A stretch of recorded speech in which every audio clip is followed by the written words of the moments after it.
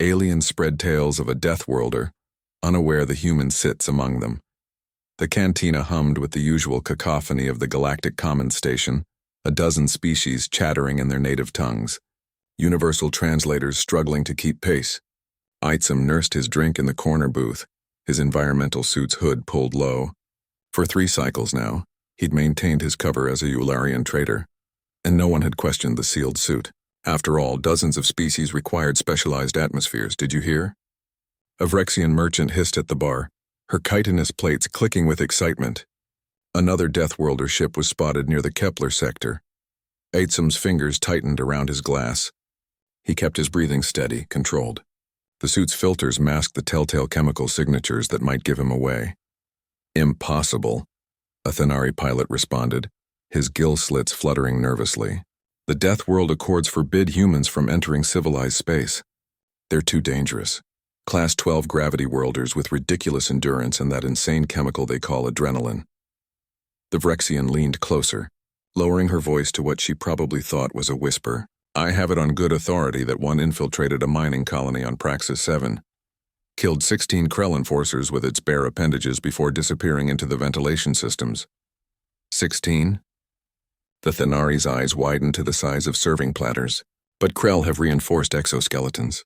How could Deathworlder strength? The merchant interrupted. Their planet has gravity that would crush most species. They evolved in an environment filled with megafauna predators and enough atmospheric oxygen to fuel a bonfire. Their bodies are weapons. Eitzem suppressed a smile. 16 Krell? That particular rumor had grown. He'd only incapacitated 9. And most of them were choking on the mining station's thin atmosphere while he'd been perfectly fine. Humans didn't need as much oxygen as people thought, another advantage of Deathworld evolution. A Quellan station administrator joined the conversation, its translucent form shimmering with anxiety. My clutch sibling works in galactic intelligence. They say humans can survive injuries that would kill any rational species. Lost limbs, punctured organs, they just keep fighting. Some kind of primitive berserker rage. Not rage, the Vrexian corrected, her voice dropping to a reverent whisper. Strategy. That's what makes them truly terrifying. They're not mindless brutes, they're apex predators with spacefaring intelligence. Pursuit predators who can track prey across continents. They literally evolved to chase animals until those animals died of exhaustion. The Thenari made a gesture of warding off evil. Why would the Galactic Council ever make contact with such creatures? Resources, the Quellan administrator said bitterly. Their Deathworld is rich in heavy metals and rare compounds. The Council thought they could negotiate, establish trade. But humans are impossible to deal with. They refuse to follow proper protocols, question authority, and have this bizarre concept they call personal freedom.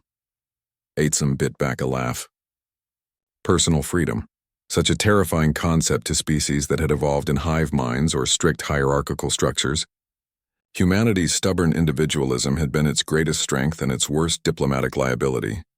I heard, the Vrexian continued, clearly enjoying her role as storyteller, that they have something called sarcasm, a form of communication where they say the opposite of what they mean. Imagine the chaos. How can you negotiate treaties with beings who deliberately obscure their intentions? My spawning mate encountered one once, the Thenari said, his voice barely above a whisper. Said it was wearing primitive fabric coverings instead of a proper environmental suit. Just walking around in station atmosphere like it was nothing. When confronted, it smiled, showed its bone-crushing teeth, and said something about the temperature being a bit chilly. Station temperature was 40 degrees Celsius. He continued, his gills flapping frantically. That's lethal to most species. And this human called it chilly? Their comfort range is absurd. They can survive in temperatures that would freeze Eularian solid, or cook Thenari alive. Eitzem had to admit, that particular human had been showing off. 40 degrees was warm, but not uncomfortably so. Then again, after growing up in Earth's wildly variable climate zones, most aliens' narrow temperature tolerances seemed almost comically fragile. The worst part, the Quellan interjected, is their pack-bonding instinct. They'll adopt anything as family, even other species. There are reports of humans forming emotional attachments to galactic citizens and becoming violently protective. Their loyalty is absolute and terrifying. And their ethics, the Vrexian added. They have this concept called fairness that overrides logical self-interest. A human will risk its life for strangers based on pure principle. It's not rational survival behavior, it's madness.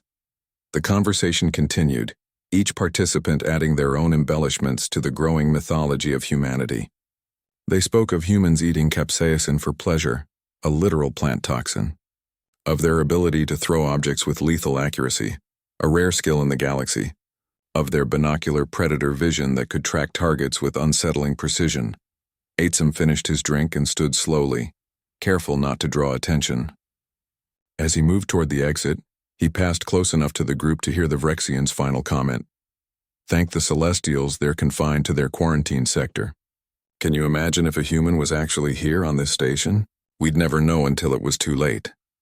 Aitzum paused at the doorway, allowing himself one moment of indulgence.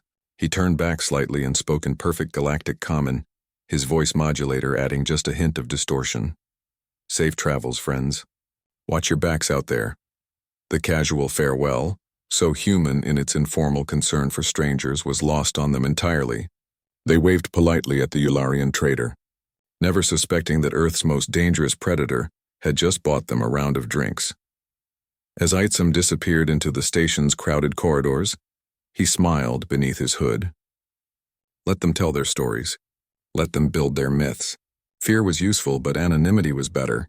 Humanity had learned long ago that the best predators were the ones you never saw coming.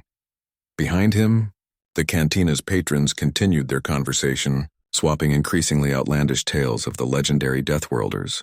Not one of them noticed that their drinks tasted slightly different, that the Yularian trader had paid with Earth currency that had been carefully altered to pass inspection. And in the morning, when they woke with unusual clarity and energy, they'd never guessed that the human had slipped them vitamins in their beverages, unable to resist his species' bizarre compulsion to take care of strangers. After all, humans were Deathworlders, but they were also inexplicably and dangerously kind.